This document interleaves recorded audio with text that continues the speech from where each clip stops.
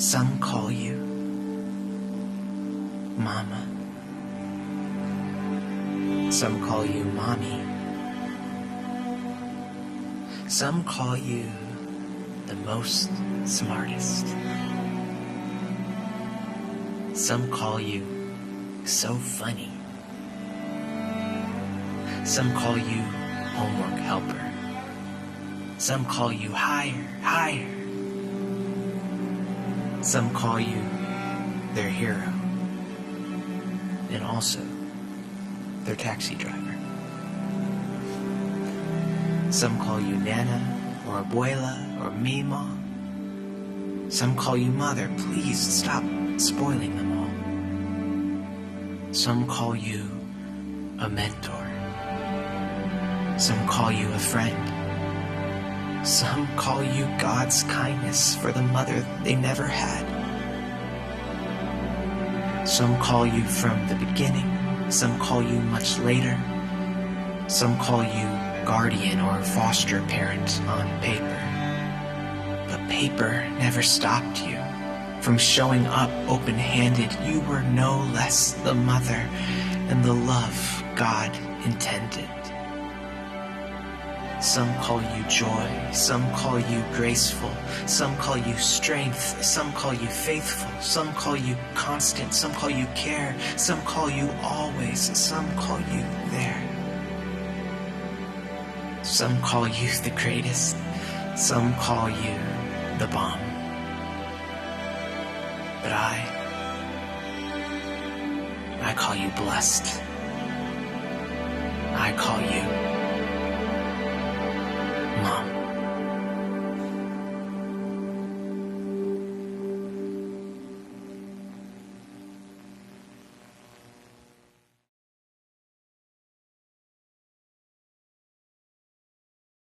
There was a preacher by the name of Robert Allen, and he wrote a book called His Finest Hours.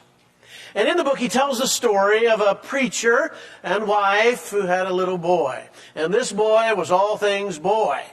I mean to tell you, he loved to be outdoors, loved to play with his dog, loved to climb trees, do the swings, roll on the ground. Mom called him to come in for dinner. And he came obediently. And right to the table after being outside. And she said, "Young man, let me see those hands." Well, he held up his hands, and they were pretty grimy, pretty dirty, as you might imagine. She said, "How many times do I have to tell you? If you come in from outside and you've been playing out there, your hands are full of germs, you're going to get them on the food, the germs are going to get into you, you're going to get sick.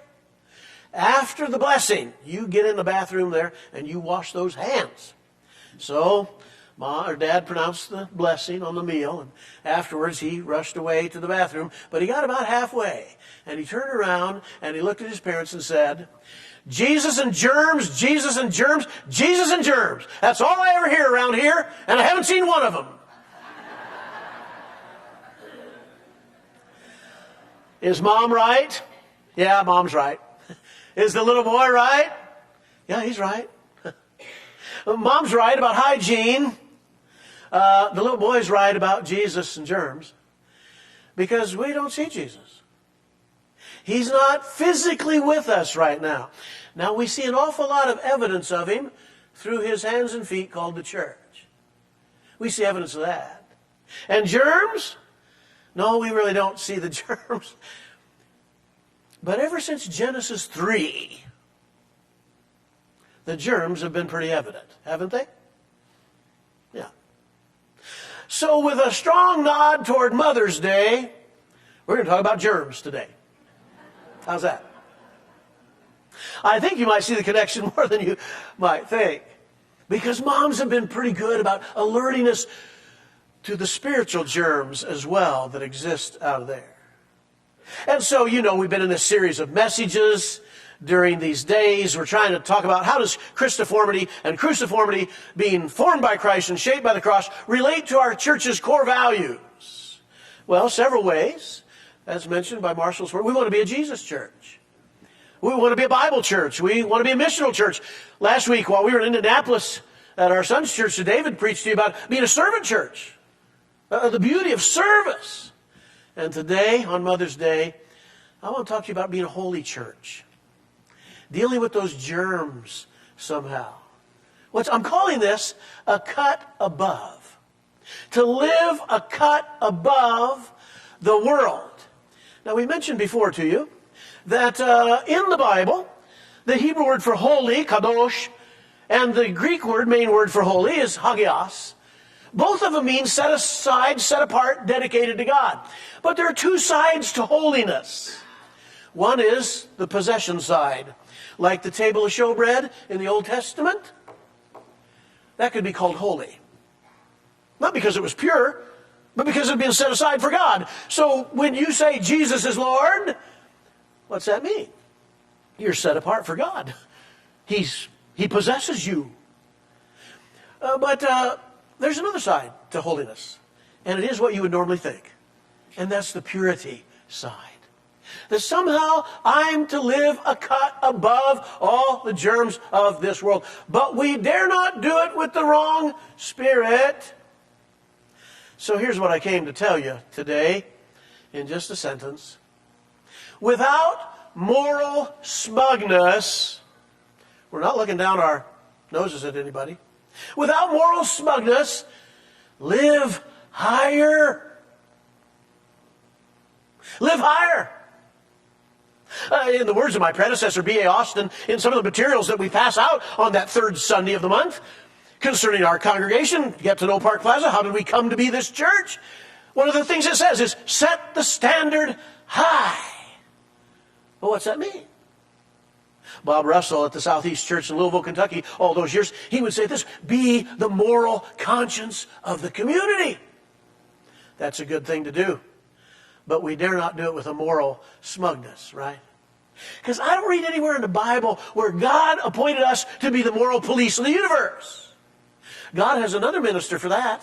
It's called government. And in a few weeks, when we start celebrating our 250th anniversary as a country, we'll talk about that minister.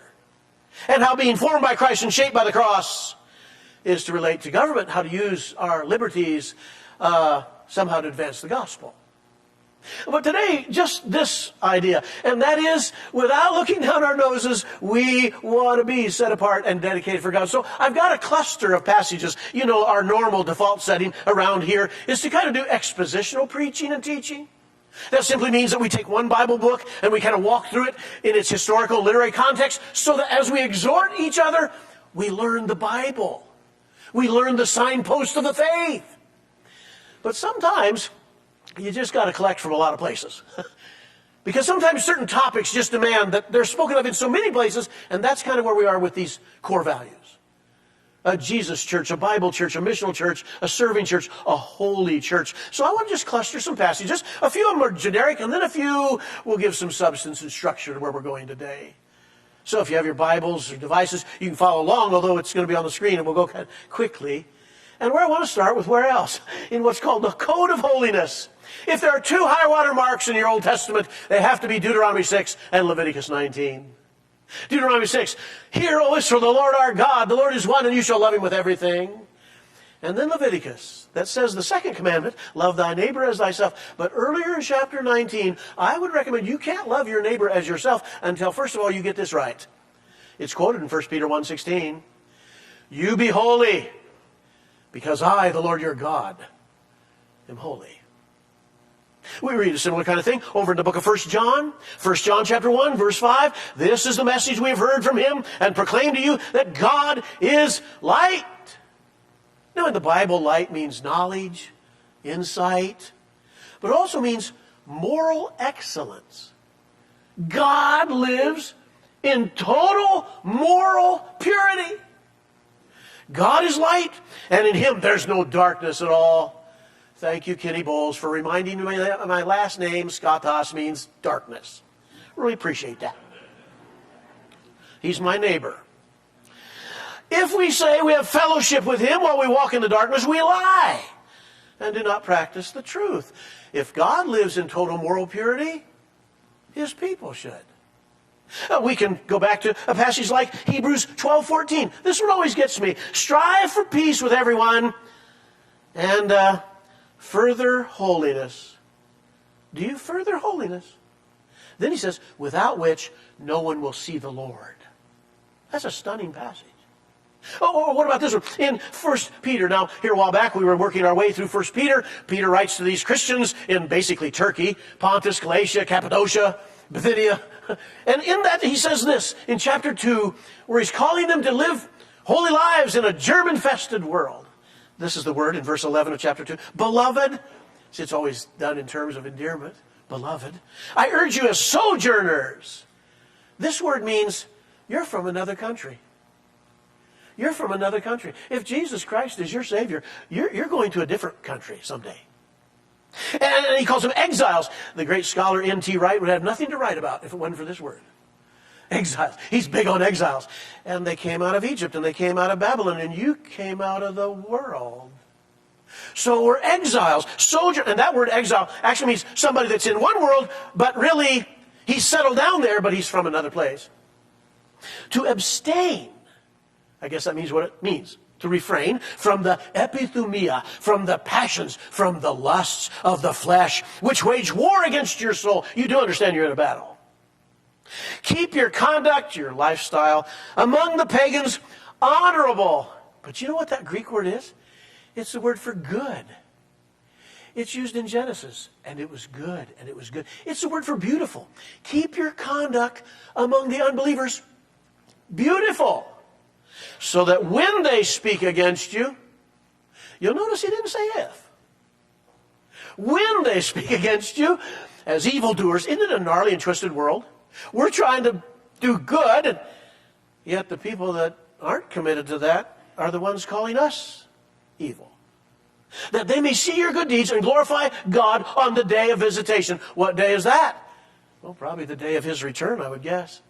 And then if we could go backwards a little bit into the book of Ephesians. The book of Ephesians in chapter 5, verse 7, we read these words, therefore, do not become partners. The word is a fellow member with them. For at that time you were darkness, but now you are light in the Lord. Walk as children of the light. See, why can he say that? Because he said, walk in love earlier. Later he'll say walk in wisdom. What's in the middle is walk in light. Walk in moral excellence. For the fruit of light is found in all that's good and right and true. And then he says, and try to discern what pleases the Lord. Do you do that? Like every morning? Lord, what would please you today? Wherein, Lord, today in my life could you take delight? Take no part in the unfruitful works of darkness, but instead, this will make you popular. Expose them. That word means convict. It actually means prove them wrong. Now, some of us like that a little too much. I like winning arguments. Sometimes I've done that and I've lost the person. That's why I say I can't do this in moral smugness. Expose them. For it is shameful even to speak of the things they do in secret. But when anything is exposed, same word, by the light it becomes visible. For anything that becomes visible is light. Therefore it says, and if you've seen the movie The Great Awakening, this is George Whitfield's favorite verse. It's kind of a combination, a compilation of Isaiah 52, Isaiah 60, Isaiah 51. Awake, O sleeper. Always good to say in church. And rise from the dead, and Christ will shine on you. Now, one more passage, and from this one, we kind of get the structure of the message today. 2 Corinthians chapter 2. When I came to you, Troas, Paul will say, and then verse 14, but thanks be to God, literally, but grace be to God, who in Christ always leads us in triumphal procession. I don't have time to cover the Roman background of that, but it has something to do with POWs and winning the war. And through us spreads the fragrance. In a German-fested world, are you spreading his fragrance? The Greek word osme, it actually means odor, smell. Are you spreading his smell? The fragrance of the knowledge of him everywhere. For we are the aroma of Christ. That word aroma is actually a woman's name. Euodia. Euodia. It means good smell. Good smell. The aroma of Christ to everyone, among those who are being saved and among those who are perishing. To one is a fragrance of death to death, to another a fragrance of life to life. Who is sufficient for these things? Here's what I think that passage means. If we try to spread the fragrance of God around the world. If we try in a germ-infested world to spread his good fragrance, some are going to like it and some aren't. I wish I had a better word for you than that. But that's true. And what I like to do is just kind of take that structure a little bit and just divide it into two parts today. So if you're going to live higher, may I say it this way, live higher, give the aroma of life. Give the aroma of life. That's why this so fits Mother's Day. Because mothers literally give life, don't they? They literally give life. And that's what we will see. In fact, we didn't really need Anna Jarvis in 1908 to say, let's have a special day to honor moms.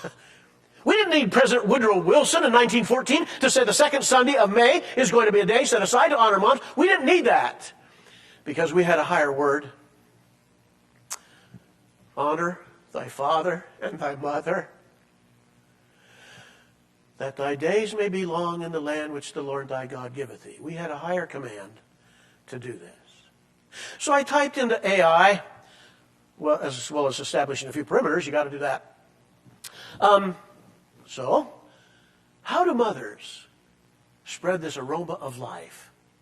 And they gave me one sentence, just one sentence. This is what it said. Mothers contribute fundamentally to society by three things. Nurturing the next generation. That's obvious. And also driving economic activity. They do that. Charge it! Just kidding, moms.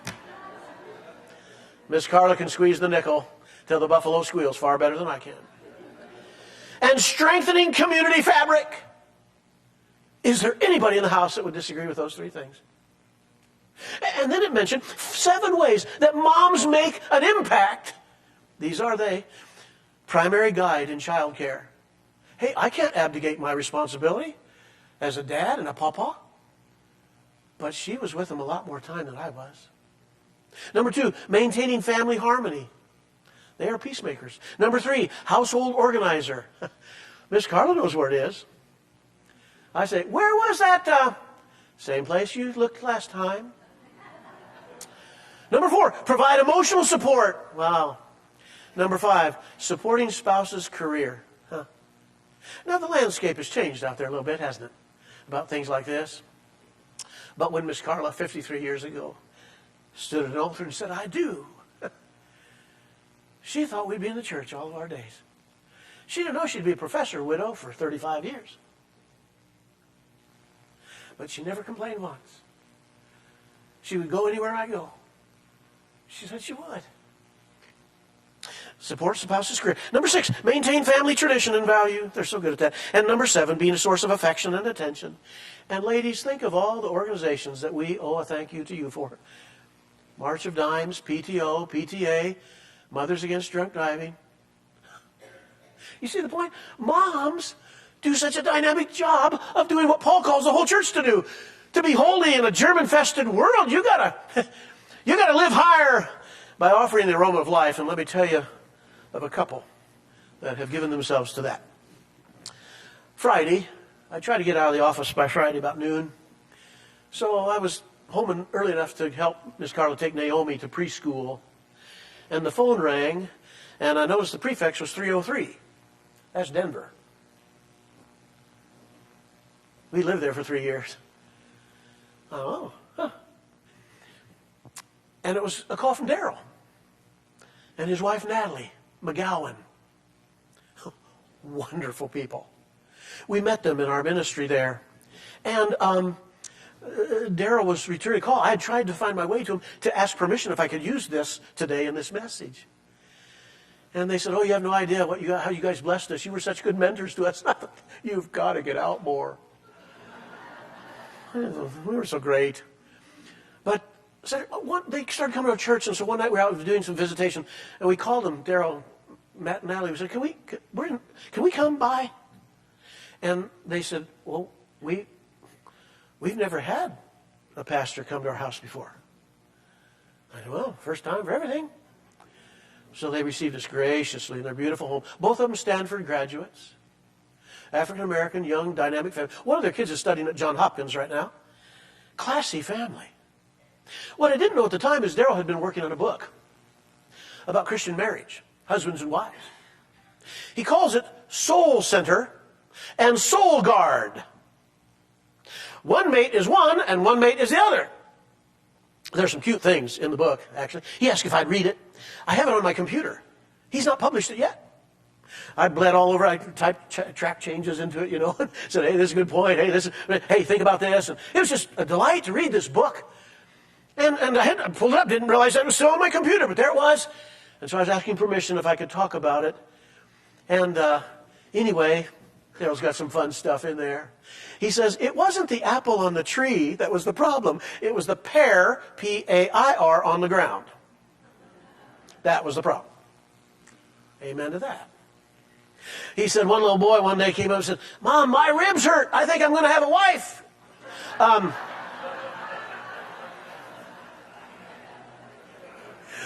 He tells about one night Adam got home a little late and Eve's a little suspicious.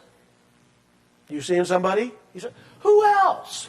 But she started poking his ribs just to make sure he had them all. Some fun stuff in the book. But Daryl takes a little different take on this. We always think of the man being the protector, right? And I think that's right. But he says the man is the sole center of the home. Because the Hebrew word ish, out of which came isha, the woman. Woman. So he says she's the sole center. But the woman is the sole guard. She's the one, he uses the word shield. This was a little different thought for me. I thought, what are you saying? He said, well, look in the Bible. And various times. Like when Sarai was complicit to Abraham's request to say that she was his sister. You might think, well, Abraham's doing the lying, isn't he? Yes, he is. But Sarai is complicit to do what? Never is that spoken of badly about Sarai. Have you noticed that? She's standing in the gap for her husband. She doesn't want her husband to be in trouble. And you start looking at other women and other mothers that did this very kind of thing. And he traces some other examples as well. What about Deborah, who assisted Barak, big chicken, to go to battle? What about Abigail? What about Esther? He even uses a non-biblical example, The Incredibles. Okay, I'm a grandpa. I've seen The Incredibles. The dad is a doofus. He's a strong doofus, but he's a doofus. And little fast dash, he runs around, If you've seen that little mom, you remember Stretch Mom? Yeah. She saved the family. She saved the family. Moms, thank you for being the shield and spreading the aroma of life. Live higher, people. Live higher. But there is that other side. I won't stay with it long. Live higher. Expose the darkness. Live higher. Expose the death. That's what we read in the Ephesians passage. There's that other side. Some will like us, some won't. Fragrance of life, fragrance of death. Listen, not all the wives in the Bible were great. What about Potiphar's wife, who tempts Joseph? What about Delilah? What about Jezebel? If you name your dog Jezebel, we know that's a bad dog.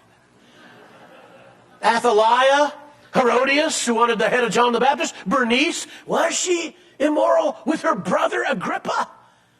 That was the rumor. These women didn't cry out against evil. They were evil. So as a church, if we're going to be a holy people, we have to expose the deeds of darkness. That will not make you popular today. Because the worst sin in America is to tell somebody they're wrong. To bring conviction. To prove that they can't live consistently with their presuppositions. Thank you, Francis Schaeffer. No, that's hard slugging.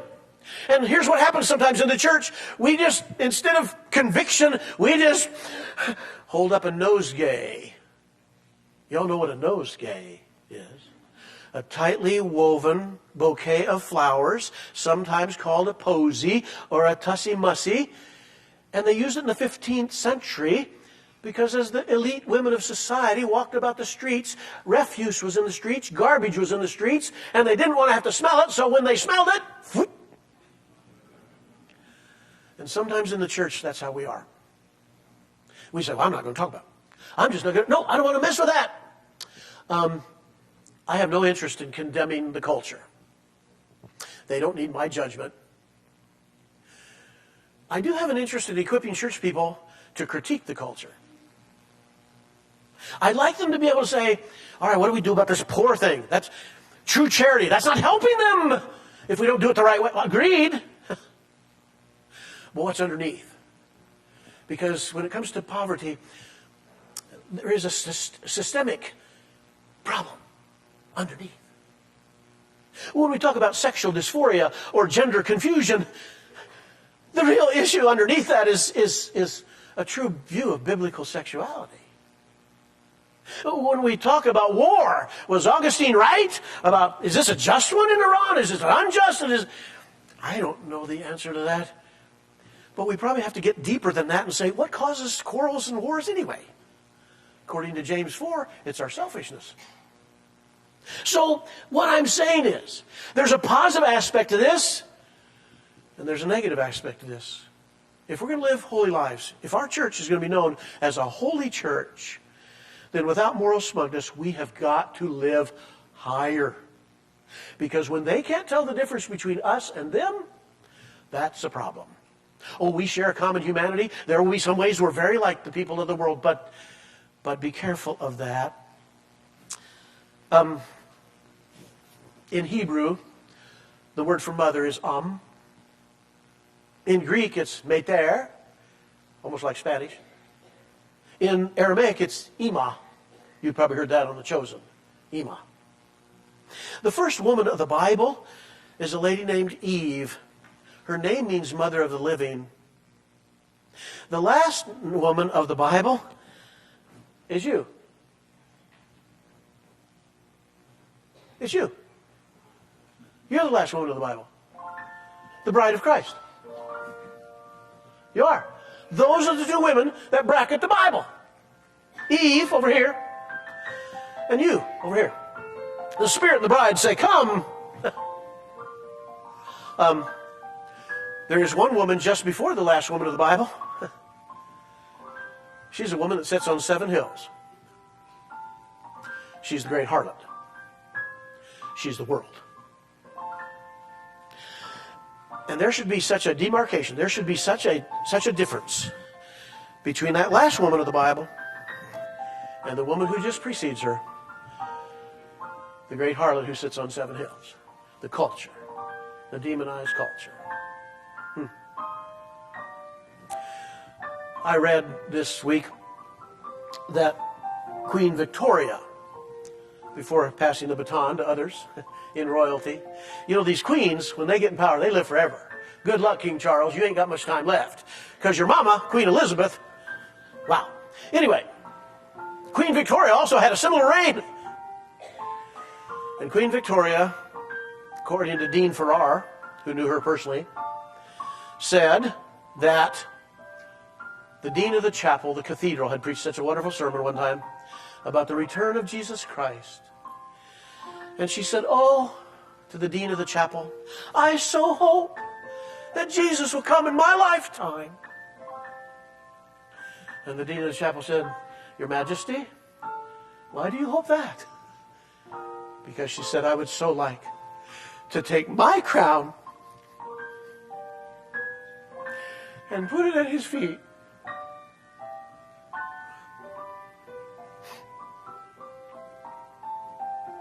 How about you? Put your crown at his feet.